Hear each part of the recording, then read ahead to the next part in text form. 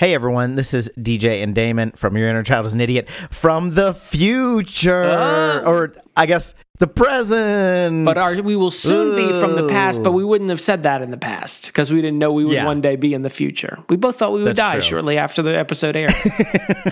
So they've got a new Hocus Pocus on. They got a new reboot. Or not reboot, sequel. The Hocus Pocus universe has expanded by 100%. Unless you count the silver anniversary a few years ago. So we thought we'd rebroadcast our Hocus Pocus episode just so you can catch up, because guess what? If you want to become a patron of the show, patreon.com/yourinnerchild'sanidiot, we are going to cover Hocus Pocus 2, and so you might want to catch up on what two idiots from 2015 thought of the original Hocus Pocus. It only makes sense. And then you can catch up and see what two idiots from 2022 think about the current iteration of Hocus Pocus. Much like the Sanderson sisters, we are back. I put a spell on you. How does she know the lyrics? It's answered in the episode. By answered, I mean the same question is brought up and not answered. So in a way, the same. So please enjoy this episode from a few years ago, our episode on Hocus Pocus. Bye. Goodbye. I know with Hocus Pocus Badiokas, what have I been singing all day? Because Hocus Pocus Badiokas. This is all completely useless.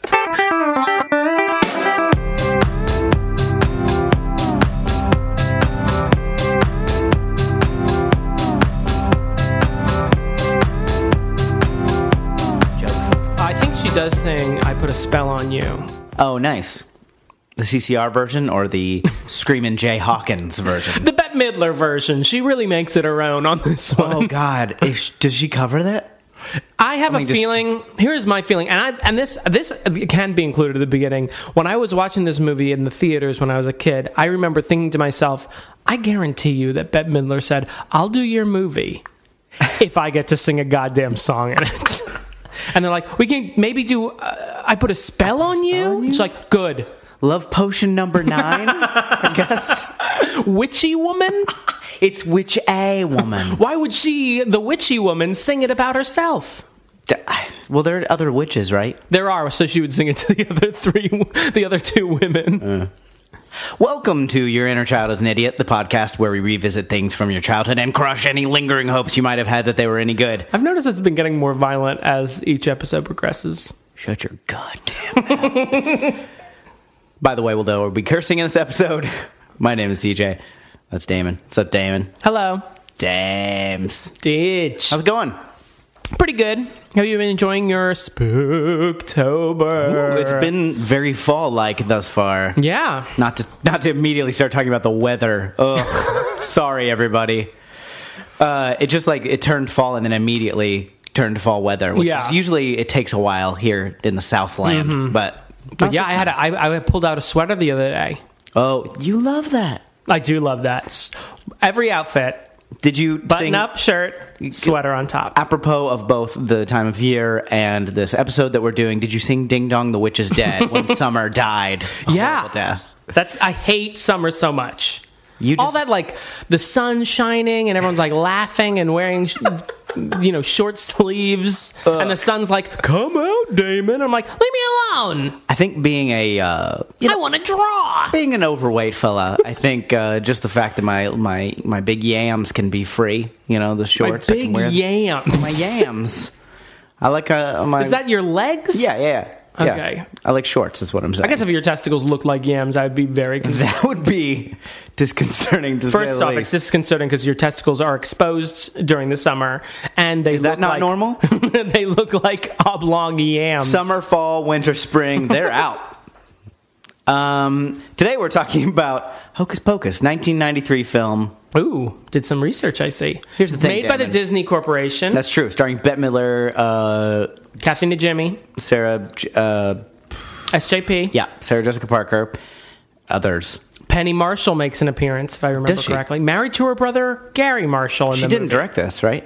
No. Okay. No. She's just in it. They were like, can you come in for a day of filming? And she was like, maybe. I don't know. Let me check my schedule.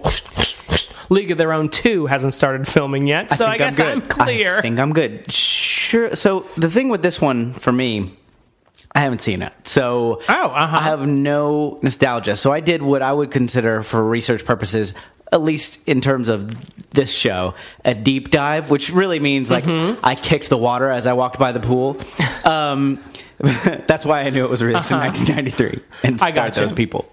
I knew Bette Midler was in it. Right. I know that it's been around and they show it on fucking ABC Family all the time. Yeah, because it's one of the 31 days of Spooktober or whatever. Some other nonsense. I remember seeing this. I saw this in the theater as a young gay boy. And I remember in the theater being like, that wasn't very good.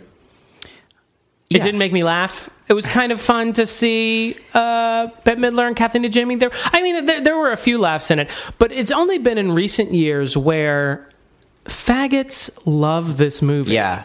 This is one of those that I feel like this podcast was founded on. Isn't that like a lot of it's from us too, but because I don't have the nostalgia for this, that I can kind of have more of an outsider's view of this one, where it's like, in recent years, even last 5-10 years, it's become like, oh, this was this great movie, and it's kind of like, was it? No. I think even for Kid Damon, I was like, this isn't good. And of course, the companies are loving it because they're like, oh, maybe we'll do a sequel. And Bette Midler's like, I haven't done anything since 1996. Yeah, I'm into it. You know, like, so that's where that kind of stuff. And it's the same with like the Full House thing. Like, it come back around where people were like, that was amazing. And it's like, no, you were a child, and your parents were like, we want to go out tonight. Here's a movie. Exactly. That's what it was. And it's like... there's a vast canyon of difference between those 2 points. And I'm pretty sure that McDonald's will be game for putting these 3 characters on a cup. Oh, yeah. During the promotion of this movie. Yeah, a collectible cup with a Frisbee disc top. I remember they did that for Batman Returns. I was like, Frisbee disc top?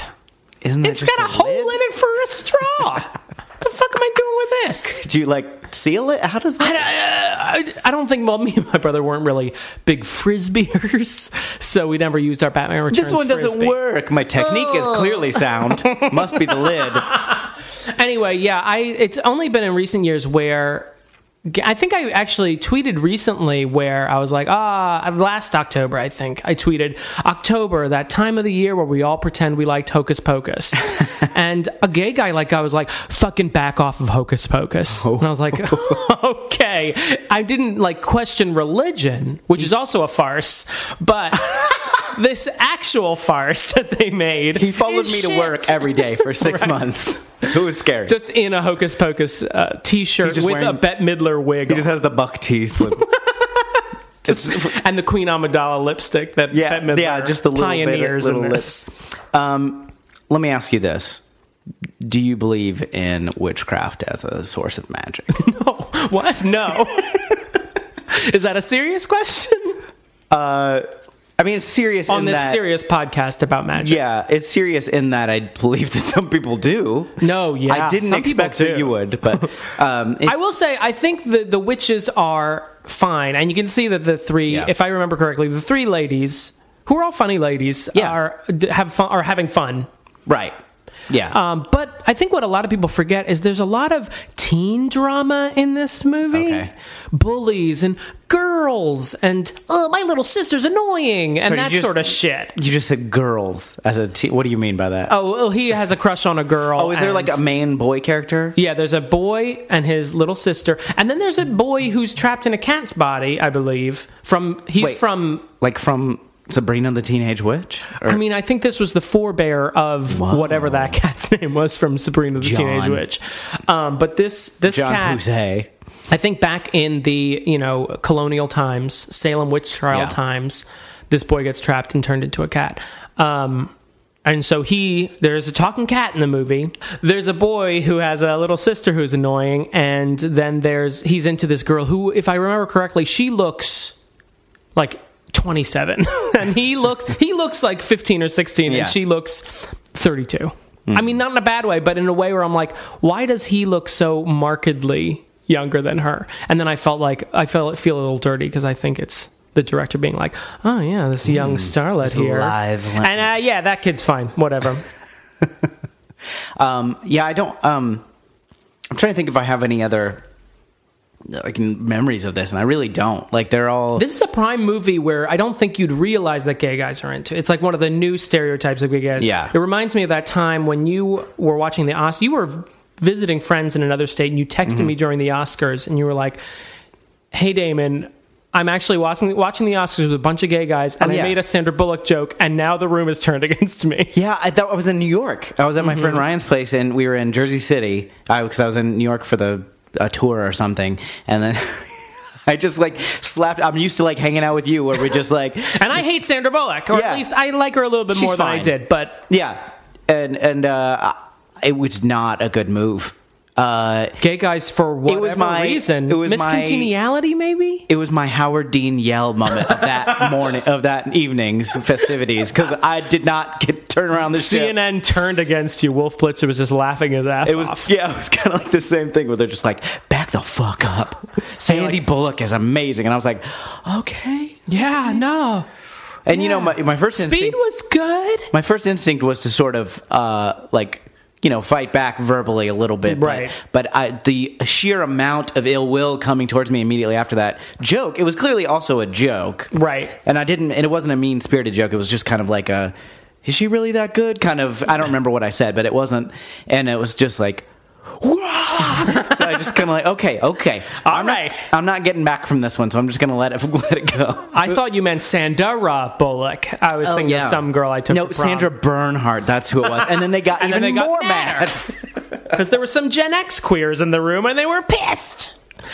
So we're going to watch this. This is available on Amazon.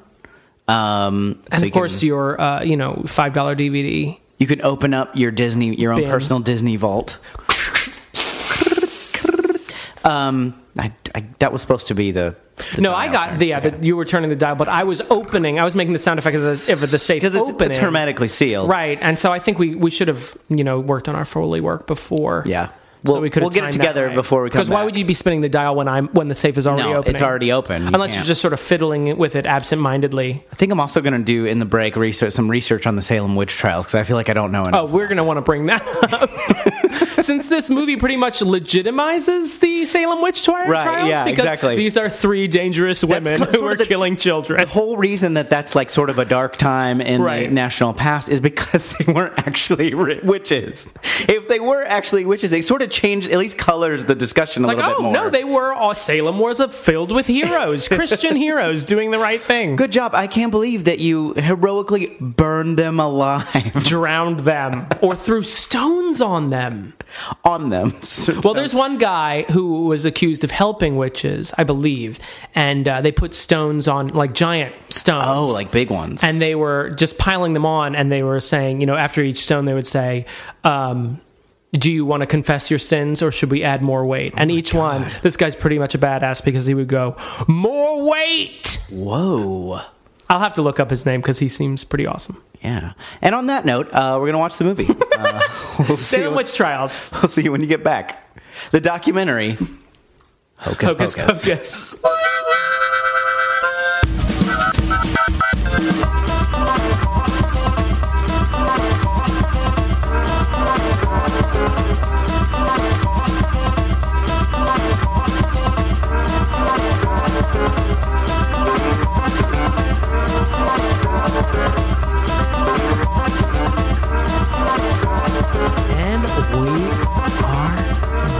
Hocus Pocus, where'd you get that focus?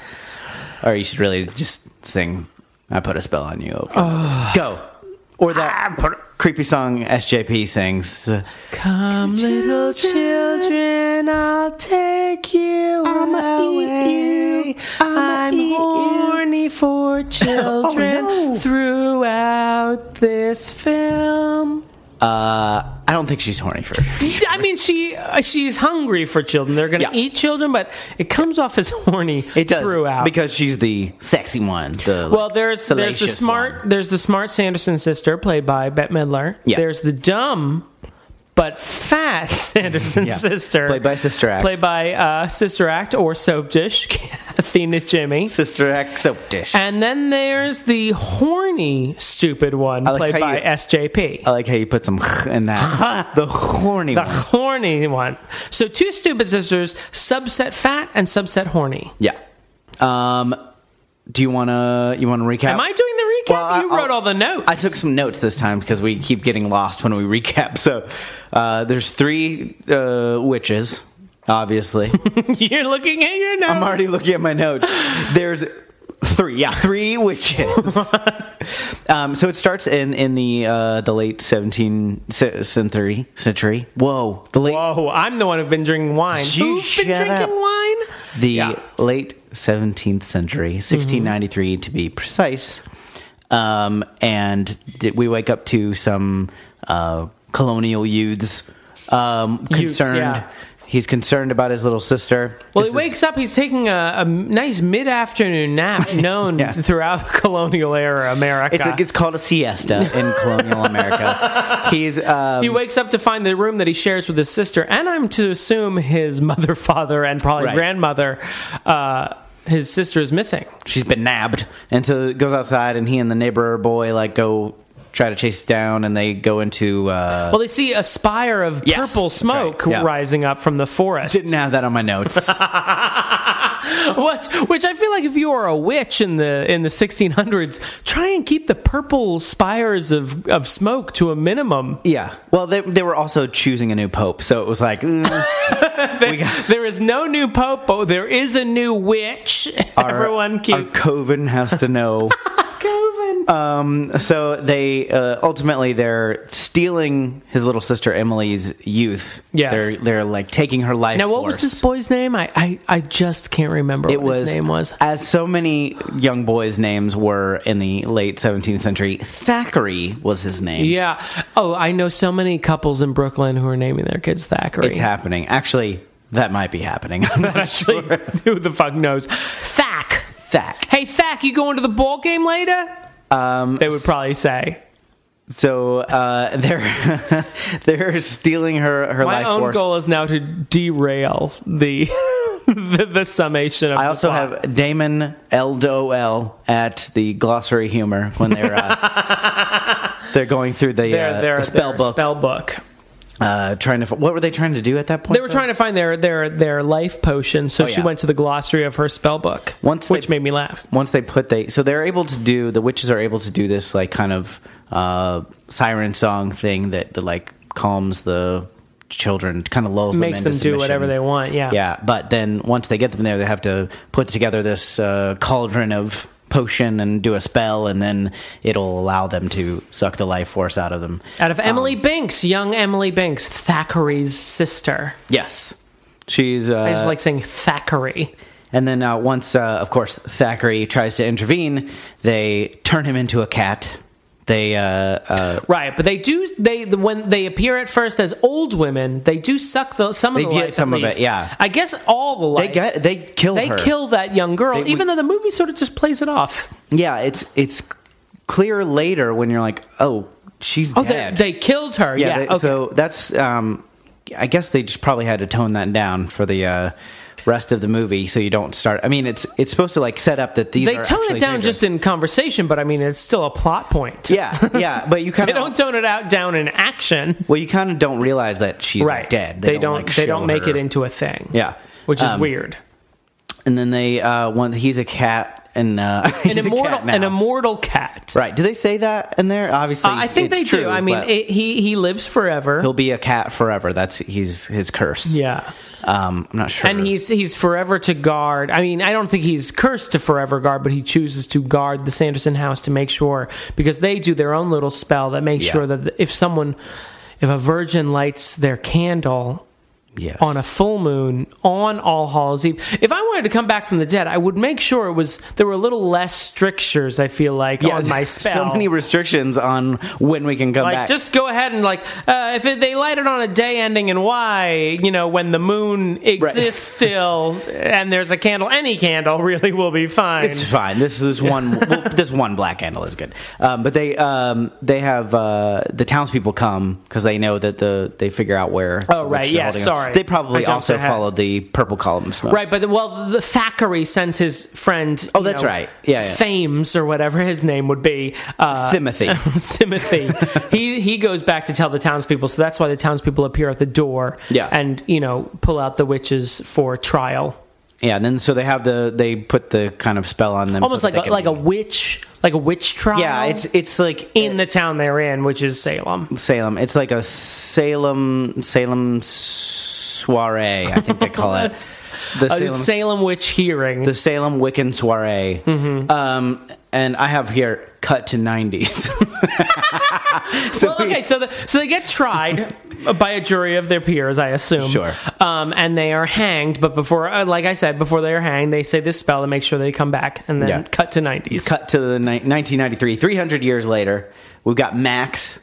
Our main character. Such a 90s name. Montana Max. He's a... Max Dennison, the hero of our film. Is there another Max? Headroom? Max Headroom. 80s, but still, okay. Late 80s.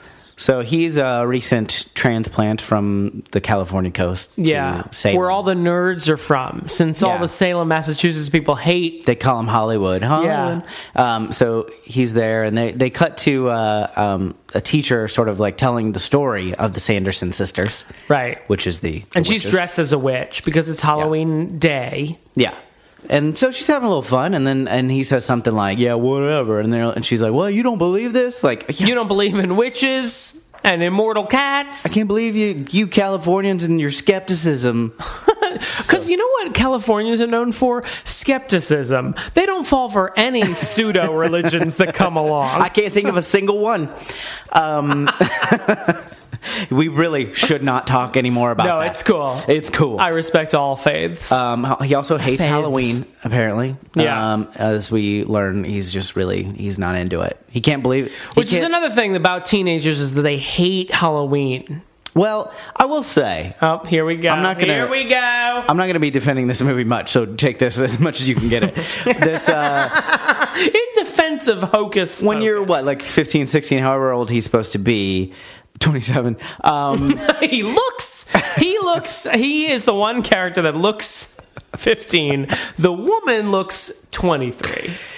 He has a crush on this girl who is Ladybugs, the love interest from Ladybugs, which where I recognize her from. But to me, she looks like an off-brand Hillary Swank. She does, the poor man's Hillary Swank.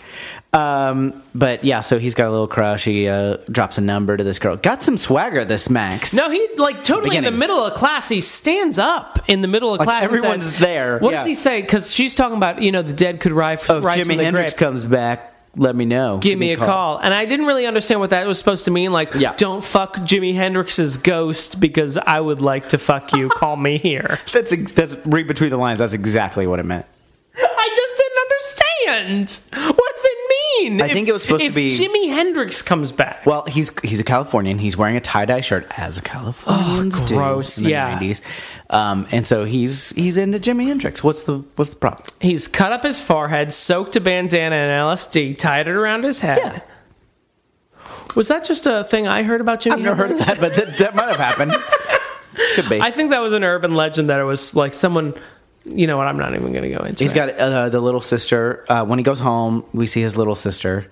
Oh, wait. On his way home, he gets bullied by these two... don't forget Gromkin those Gronk, two. The two... Skull and Bones, or whatever their name is. They steal his shoes. Yes. They end up not actually being that important of a plot point. I thought they were going to kind of come into a little bit more. They kind of do, but not to spoil. Yeah, they don't there's no reconciliation or great comeuppance. Yeah. It's just, I guess him getting his shoes back later is later. Spoiler, he does get his shoes back. His shoes are stolen in this scene you're describing. Yeah. Spoiler from 5 minutes from now when I get to that point in the story. 5 minutes from now. He gets to his house and he's got a little sister, which is the little girl from American Beauty. Right. But she's not a little girl in American Beauty. She's the teen daughter or whatever. Now she's a little girl, like 8 years old. Yeah, not now, but in the movie. Now in the present of the movie, but not now in the present of now. Right. Exactly. Thanks for clearing Couldn't that have said it better myself. He has to take her. His parents make him take her trick-or-treating. Now, why can't the parents take her? Well, they're going to a rave. If only someone had set that up in a scene full of laden there was with some exposition. Some exposition happening there. Yeah, there's a scene where he gets into his room. I don't want to overlook this scene because it is so awkward. This is how our summaries go over time, by the way. Yeah. You mean you? Yeah. Yeah, that's right. He thinks he's alone in his bedroom for some reason. And he curls up with a pillow and goes, "Oh, Allison, you're so smooth." One of the more realistic depictions of masturbation I've seen is pulling a pillow up next to you. Pulling a pillow up and you know, speaking out loud. And not and saying how smooth and not touching your genitals at all. Right.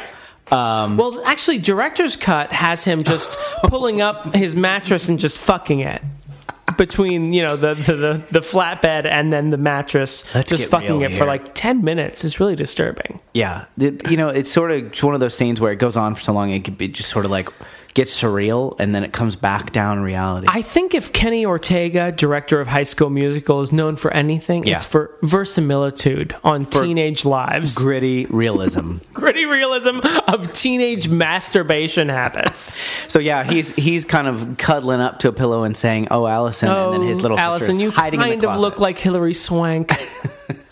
In fairness, she's kind of a prettier Hilary Swank. I'd hate to be Hilary Swank right now. 2-time Oscar winner. Next Karate Kid, my ass.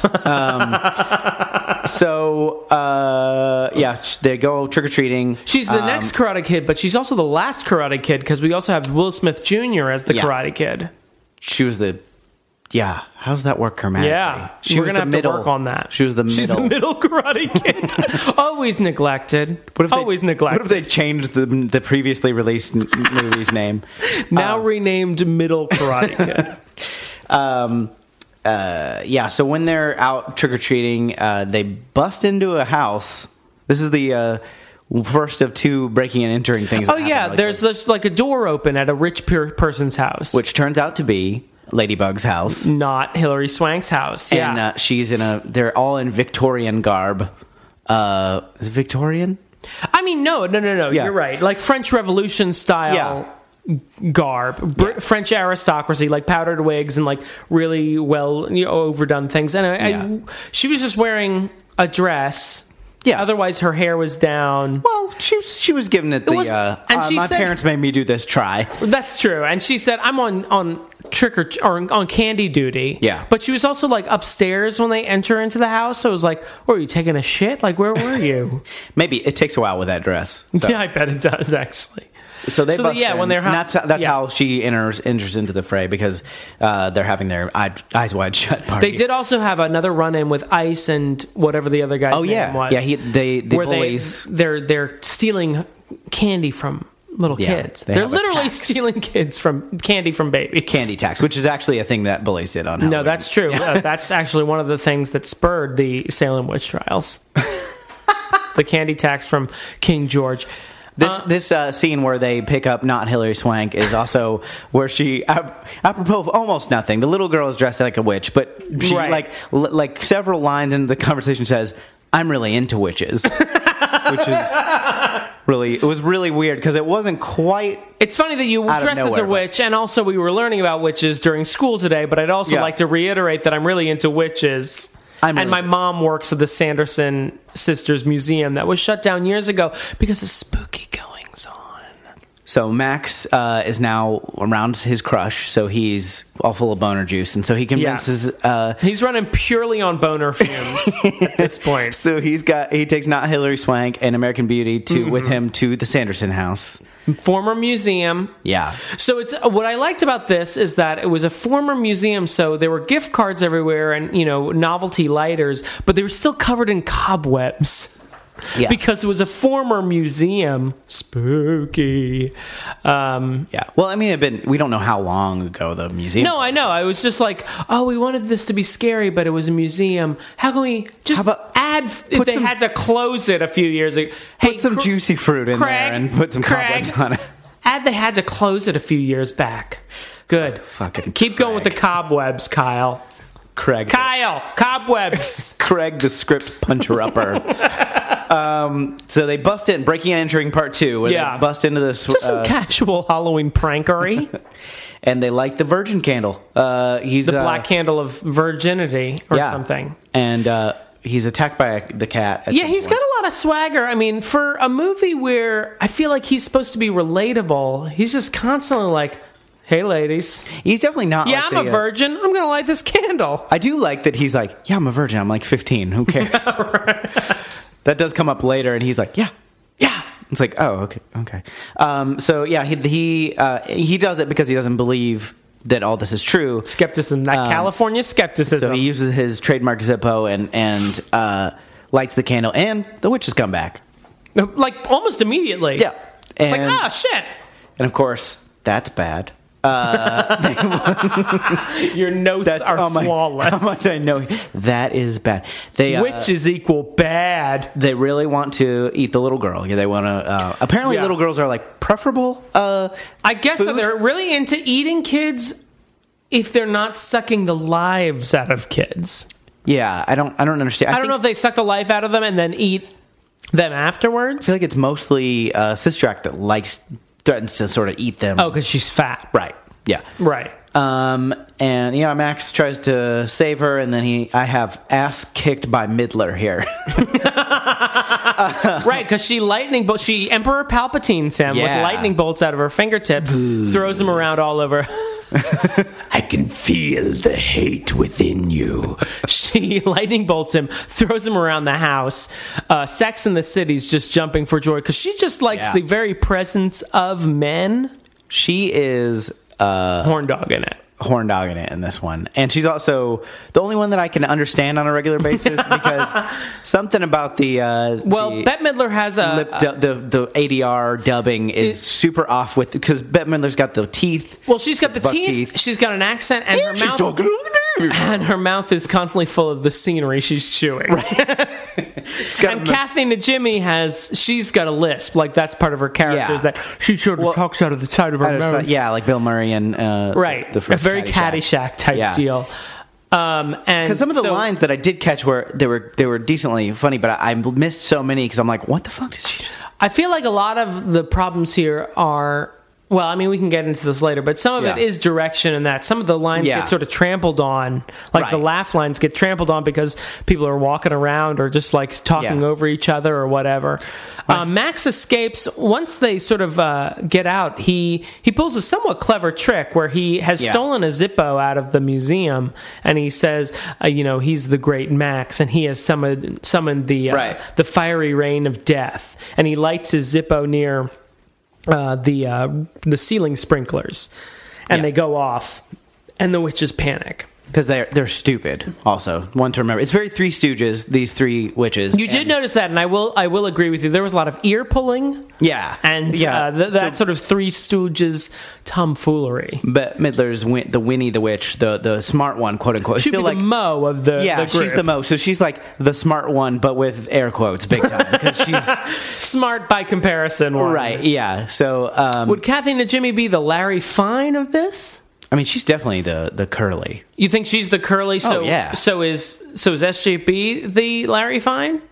She's she's the Shemp. The Shemp. This is a rare case where Shemp and Curly are in the same one. So they get away. The freaky cat helps them. Talking cat, which was the most scary thing in the movie to me, was when he does jump out of nowhere. You did warn me that there was a talking cat, but I kind of forgot that he talked because he kind of jumps on his chest on Max's chest when he's like down on the ground to be like, hey, we got to get out of here. And I'm like, Jesus Christ. And they don't I had remembered it. I think I had conflated Sabrina the Teenage Witch and this movie together. Sabrina had the shitty puppet. Yeah. This was early. Actually, I don't think it's even CGI. I think it's like well, maybe an amalgam of CGI and animation together, like to make him, which is actually preferable to the shitty puppet. Yeah. It's actually not bad. But he is almost overly expressive. Like he's constantly like opening his eyes super huge and like swatting. What I loved about it is that cats, I mean, as anyone who's owned a cat could say, like cats aren't really trainable animals. They're not in the same way as other animals. They're not like dogs. Yeah. In that you can see like someone had to startle the cat to get it to turn around really quick. Look at the camera. Or to like where they were like, you know, the cat obviously wants to jump down, but someone is trying to prevent it by like, so you see him like sort of reaching towards the ground, but like staying in place. Like a lot of awkward cat motions going on. Yeah. So they get away, but Max steals the book, the big spell book, which has an eye. It's got like sort of semi-sentient book. It is somewhat sentient. It's bound in human skin. Gross. It's got an eyeball in it where you would have like sort of a lock for a diary. It has an eye that wakes up and looks around. The book never says anything, or it can't really do anything on its own, but it is sentient in some way. Yeah. Well, it does something sort of later. We'll talk about that. But it don't spoil it. Oh, that's a treat for later. I'm George Takei is here, ladies and gentlemen. Makes a return. Thanks for coming back, George. Good to have you. Thank you. And Count Chocula, what are you doing here? Ladies and gentlemen, it's a star-studded appearance. Bela Lugosi, Count Chocula, and George Takei are here. I feel like they're all in the same vein. A Halloween special.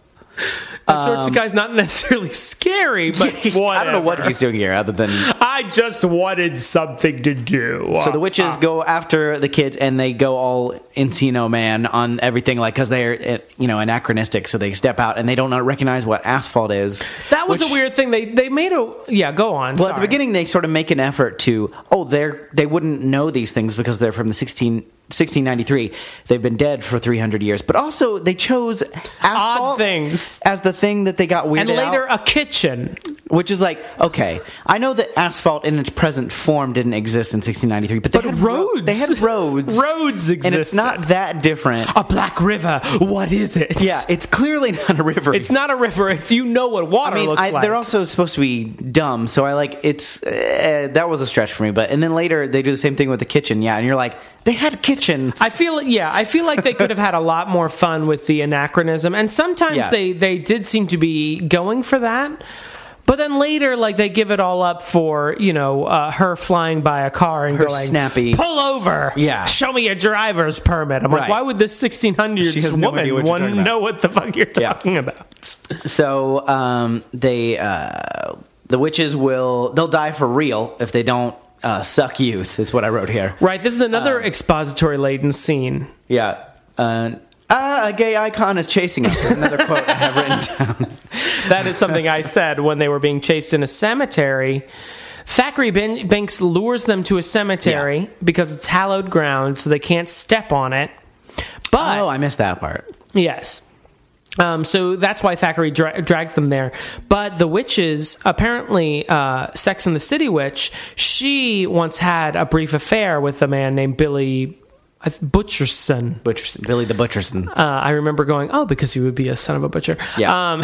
They've got a little necromancing in there because they bring him back to life. Right. And he's zombie Johnny But apparently Winifred, before he died, she sewed his mouth shut for whatever reason. Yeah. So he comes back and he's a zombie, but he can't open his mouth. Yeah. And even from the get-go, he's clearly not 100% on board with them bossing him around and telling him to go get kids. He's given a lot of... But he goes for it. And he's a lot of pirouetting. He's obviously like a lithe dancer. It was like not...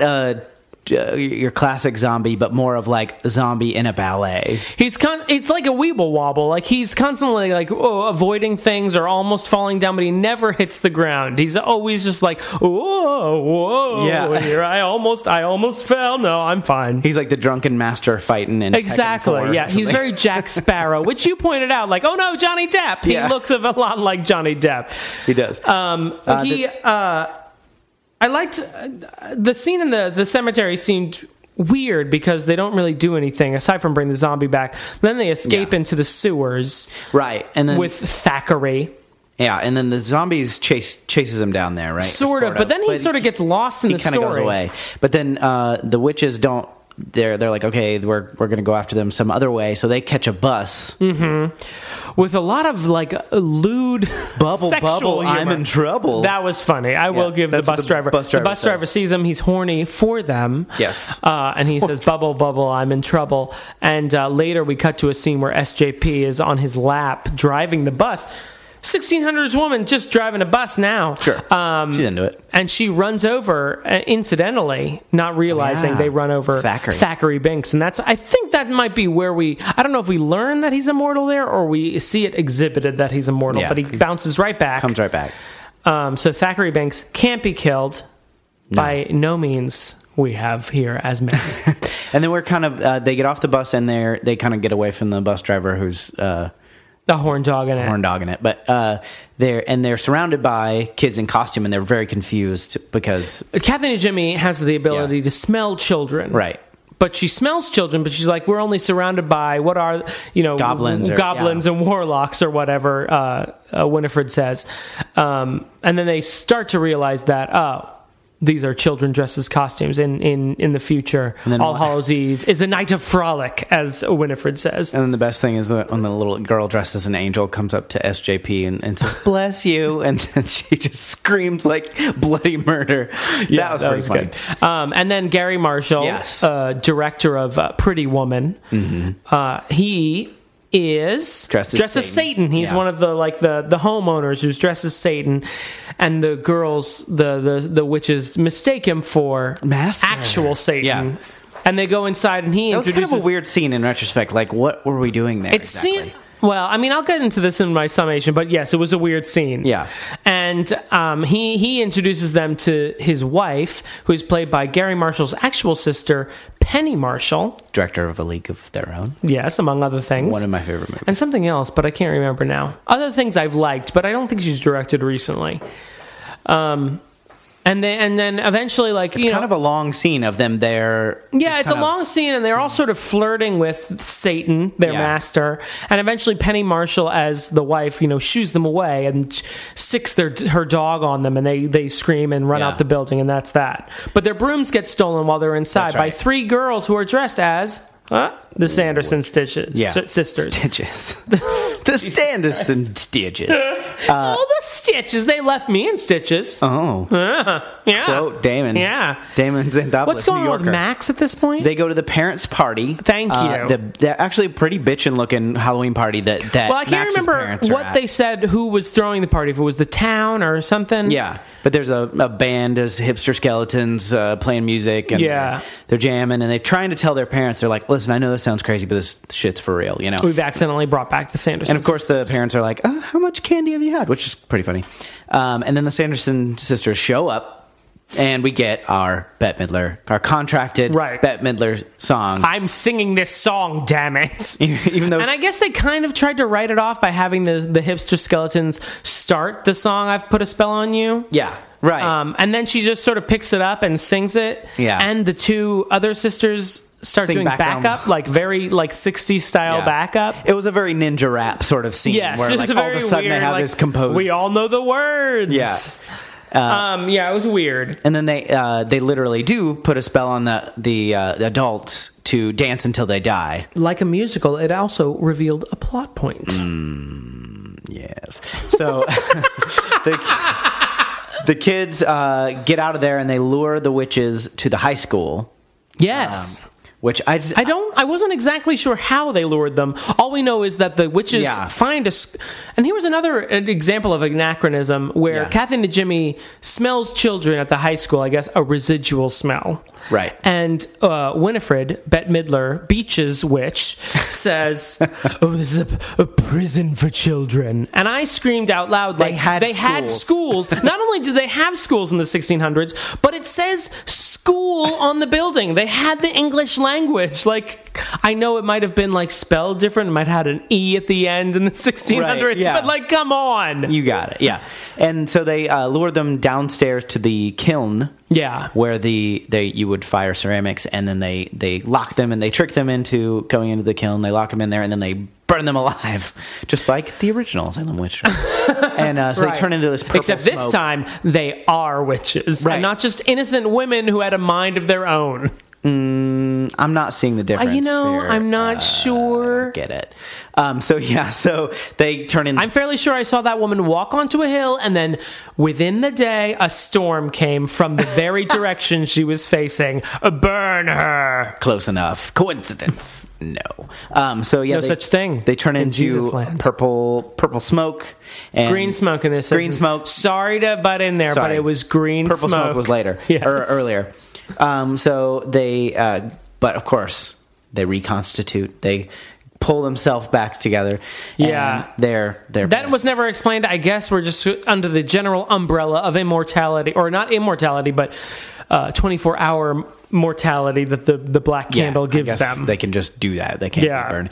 So, meanwhile, the kids are back at Max's house, I guess. Well, they're celebrating. A job well done. They killed all the witches dead. Ding dong, the witch is dead. So they go back to Max's house with cuddle Binks, up together. Give Binks a bowl of milk, and I thought to myself, the man is 300 years old. Pour out some wine for the fucking cat. About 2 fingers of bourbon, please. Thanks. Yeah, right. What is this bourbon, or even Kentucky that you speak of? Yeah, and then the ladybugs nuzzles up to Max, and and he, I imagine, can't sleep because he's got a raging boner because he's 17 years old with a girl sleeping on boner all over her back. And boner then juice. They decide later, Something wrong with my sweater, like in the small of my back. It's like the fabric isn't the same anymore. They want to help Thackeray turn back to normal, so they decide to open the book that Max stole, and this is where the book does sort of do something, because it opens its eyes and I guess Winifred is back at her house. She's back at the Sanderson house / museum with the other 2 sisters, and she calls out her window, "Boo!" like Carol Burnett would. Yeah, and then it opens its eyes. And then once it wakes up and then they open it, then it shoots up a laser. A laser. For lack of a better word. And she actually, Ladybugs, actually says, "Oh, nothing weird is happening so far." I'm like, aside from the giant beam of light shooting up into the sky? I guess they couldn't see that. So the witches come to their house because they follow the book. Because there's a fucking laser shooting out of it. Beacon. Yeah. They kidnap the little girl. They kidnap Danny, the little sister. Yeah, American Beauty. And also, in the meantime, horny stupid sister, she sings a song, "Come little children, I'll take you away." Yeah. And all the children, I mean, that is the song. They kind of all follow it. Hypnotizes them. Creepily, they're walking towards the witch's place. Yeah. And so they lure the witches to was the graveyard again, or is that where they? Well, they go back to the house again, right? Yeah. Because Danny's all tied up there. Oh yeah, the witch's house. And the witches have stumbled upon Ice and Blonde Bully. Yes. The ones who called, Max Hollywood and, stole his shoes and whatnot. They put them in cages, I guess, for consuming later. Yes. Yeah. I don't know why they couldn't steal the youth from them. Well, the other sisters kind of like, why don't we just do do this with any of the other children? But Winnie now has a vendetta against the little girl. Well, that's after Danny calls her ugly. And which is during this scene. Like, Danny says, "You sold your soul. You will never be beautiful again. You're ugly." Oh. And that hurts Winnie's feelings, as she expresses explicitly later. When they're getting ready to suck the youth out of her, they Max and Ladybugs. What's her character's name? Allison. Is it Allison? Yeah. Generic woman number 1 using headlamps of a vehicle and randomly available theater light gels that make it seem red. For some reason, they felt like we really need this to have a pink hue coming in. They trick the witches into thinking the sun has risen, and so they cower in. They don't just cower in fear; they actually fall down. That's why I was confused, because I was like, "Yeah, they fall for the black rain of death or whatever." Yeah, again, it's basically the same trick, right? But with light instead of water. So they grab Max grabs Danny, and they get out of there, and then they're back in the graveyard because Is that where they end this thing? It's sort of the graveyard, right? Yeah, it's the graveyard. Why do they go back to the graveyard? I don't know why they go back there, but that's sort of where the final battle happens, and they're back there, and they're... in the meantime, Max spills all their potion that they made, their life potion. So they only have a tiny So they only have one amount left for one child, and Winifred insists, like you said, it would be Danny because she called her ugly. Right. And that really hurt my feelings, which was a weird scene. And when they're driving away, this is the point where Winifred has her driver's permit line, which is again, like, how did you... I mean, I do want to pick apart this movie because it's like... Why would she know what a driver's permit is? Right. Well, you kind of can't play it both ways. Where like she gets to be like hip and cool and with it, and then also like really confused. She does say "dude" earlier. Well, like okay, you could pick that up in the especially with the hostages she's taken of Ice and Blonde. Like Bull. that's okay. You could pick that up, and but like really, you're going to spend 2 minutes on a scene about the asphalt, but you're not gonna, you know what I mean? It's like, you kind of can't have it both ways. What is this road? But driver's permits, I'm familiar with. Yeah, I just feel like they could have done a bit if they were gonna play those jokes. Just do better jokes. I believe you're under 16, so you would have to have a driver's permit and not a license. Do you want me to sit in your vehicle with you? You're going to have to take a written test and a driving test, I believe, with an instructor present. So they get to the graveyard, and then right as they close the gates to the graveyard, which I don't know why that would stop. What does it matter? Them. It's hollowed ground. But they kind of stop at the gate, but Winifred's like, "Get him, zombie, Johnny Depp!" And Johnny Depp zombie comes and grabs Max, but then. How does he Max has a little pocket knife, and he takes the knife and cuts his mouth sewing open, and calls Winifred an old bag or whatever he after says moths to her. Come flying out. Oh yeah, but then he's a friend now. He's now he's a good zombie. And then the final battle is kind of stupid. Like they're just. Kind of they can't touch the ground, so they're just sort of floating around and diving at people. It's almost like a video game where it's just, they're just diving. Ground's hot lava. Yeah. And Winifred's got Danny, and Max says, "Take me," or he drinks the potion for some reason. The youth sucking potion. So he's like, "Now you have to take me." And so she says, "Okay."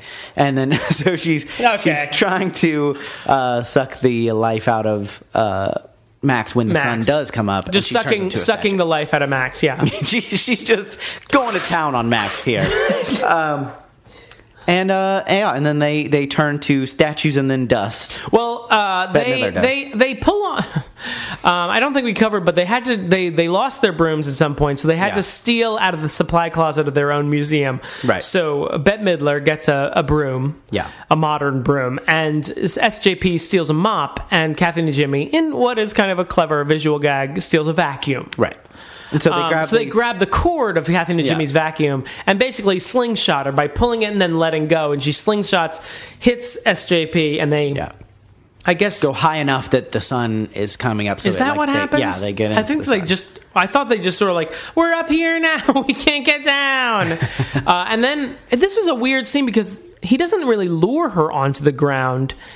I guess he doesn't. He knocks her onto the ground, and without even thinking, she just sort of grabs him, and then her feet start smoking, and she turns into an oddly, CGI transmorphed into a statue that they had to prepare. She's like, "I'll get you." Ooh. Yeah, she turns into a statue, and then when the sun comes up, that's what happens. They turn to dust. Okay, cool. They explode, and she turns into a statue, and then explodes. And then Thackeray dies. Thackeray, the cat, is in dead. A good way. But then, spirit of Thackeray and his little... And his sister comes around, she's like, "Thackeray!" The sister that died at the beginning. Yeah. Oh, here's my sister who's been looking for me for 300 years in this graveyard, I guess. 300 years in the afterlife's not so bad. Well, then what's Thackeray complaining about? Oh, because it wasn't an afterlife. He wasn't in the afterlife. He was a cat. It's all this metaphysical stuff that I get lost on. That's the movie, though. That was pretty much it. Yeah, that was it. We did it, and fairly close to 20 minutes, like we promised ourselves. Good job, everybody. Good job, us. Good job, listener, for sticking through that. Or actually, good job sticking through the previous episodes where we didn't look at 20 minutes. All right, so your thoughts generally on the movie? It was okay. Like, if I could have understood their speaking more, I think I would have enjoyed some of the lines more. Because I missed a lot of the... you guys told me what they said. Like I was just like, what did she say? But that's not the same as like hearing. And it was okay. It was very like it's a kids movie in the truest sense. I think like this was made for kids. Well, it was made for the Disney Channel, right? Until originally. Execs realized that they thought that they could. Oh, we could milk that. This is gonna be sweet. So and it pretty much plays like a Disney Channel movie, except for the presence of people like Bette Midler and Kathy Najimy and Sarah Jessica Parker. Yeah. It was, but it was. I wouldn't say good.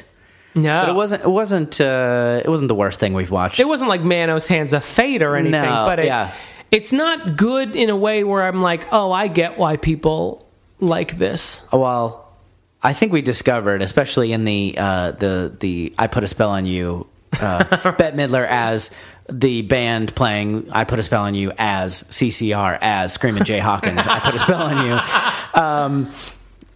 It's the drag element of it. There is a drag element. As a man who likes to dress up in drag, you can dress up as Bette Midler singing that. And so, I'm sure people have. Sure. Yeah, so I mean, it was that scene where I leaned over to Damon and said, oh, I get the gay thing now. There is a camp. Not even it's not a gay thing. It's a like drag thing. There is a camp quality to it. Yeah. And I mean, there is sort of like in that thing they are overplaying, and the three women, Bette Midler, Kathy Najimy, and SJP, all seem to be having a lot of fun. What they're doing. They go in. They're into it. The movie is visibly worse when they are not. Yes. Well, because otherwise it's three children. Yeah, Jesus Christ. Around. Yeah. Although the parents, although they have a very small role, they do an okay job. They do. The mom is kind of a flighty, like right, and the dad is kind of whatever. Yeah. They're only in like almost 2.5 scenes. Yeah. I will say this though, as a person who likes camp in times, this isn't good camp. Okay. Like this is just like it's not executed very well, as we covered earlier.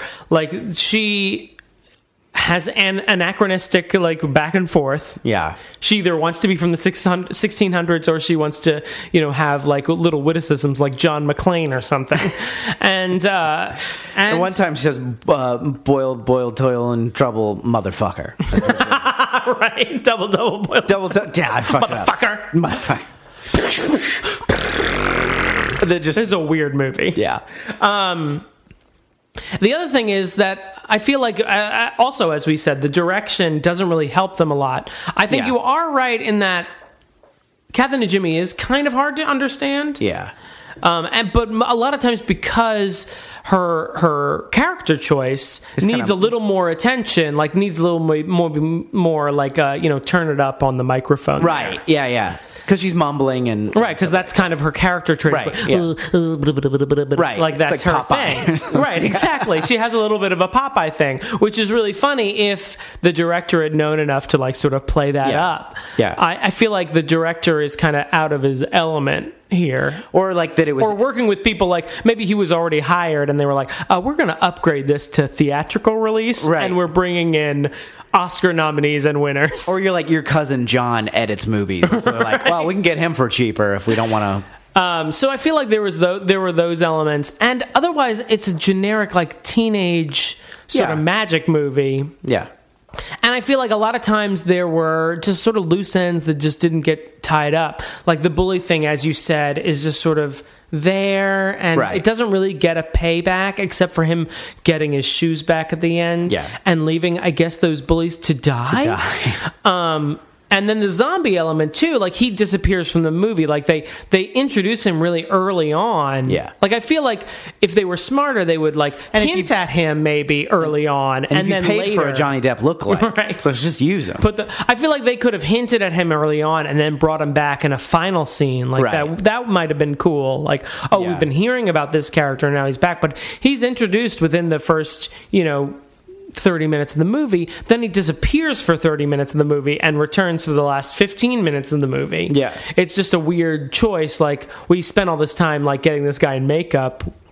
Why? Why did we do this? Doing anything now? Well, he's dancing. Because he's also a good guy at the end, so it's almost like pointless that he's even there. Yeah, his redemption. Like he chases them for a little bit, shallow, and then otherwise he's a good guy. So he's not really doing anything during the climax. He's just a guy in makeup who's pirouetting all over the scenery.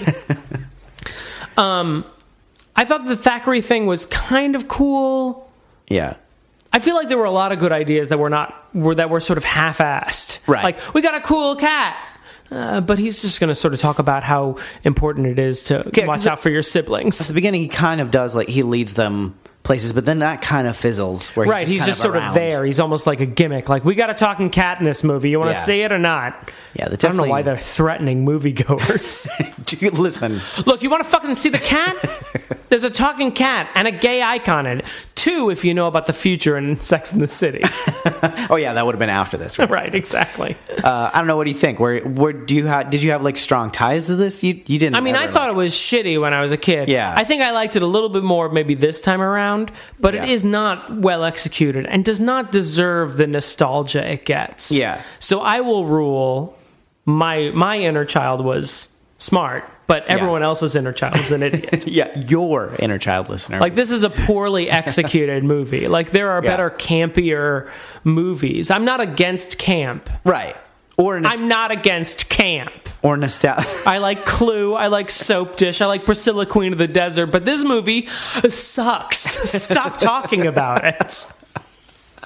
But check out those collector's cups of McDonald's on eBay, because you might want to sell them for those a pretty sweet penny. Hocus Pocus cups. And you know what? If they can remake it, if that happens, at least there's a. I think they're looking to not remake it. They're going to do a sequel. Well, there was something where like Tina Fey and it was involved or something like that, but then that was actually just a Tina Fey, don't do it. It was a fake rumor. Like, fake out. Yeah. So you were trying to get me interested by throwing in Tina Fey. Not going to work, Disney. Well, yeah, not exactly. interested. Although if she actually is, then no, yes. but really, seriously, what do you got? Is it happening? Or I feel like she is a person who would follow through on like, okay, these women are from the 1600s. Let's make some jokes about women in the 1600s. Right? Yeah. What a spooky episode, Damon. Good job. Wait, are you going to talk about, what's your verdict? Oh, I mean, I know you never saw it until now, but had you loved it as a child? Had I loved it, my inner child would have been an idiot. Thank you. My inner child was fine for not watching it. Good job, child. Good job. Don't go. I wouldn't go see this if you, or go seek it out. No, I wouldn't. There's so many better things from our childhood. I mean, if you want to argue with gay men about like what are good movies, apparently like, I do, but and Sandra Bullock sucks. Also, Sandra Bullock pre-Gravity sucks. Blindside. Fuck off. Blindside. That's what year it was. It was Blindside. That was the year when she won. Thank God for white people. And thank God they saved those black people from, things. If you want to tell us why Sandra Bullock is the best actress in the history of acting and cinema, email us at yourinnerchildisanIdiot. But don't bring up Hocus Pocus. We don't want to talk about it. YourinnerchildisanIdiot at gmail.com. That's it for us. We'll see you next time. Thanks for listening. Thank you. Goodbye. Hocus Pocus. Where'd you get that focus? Ford Focus.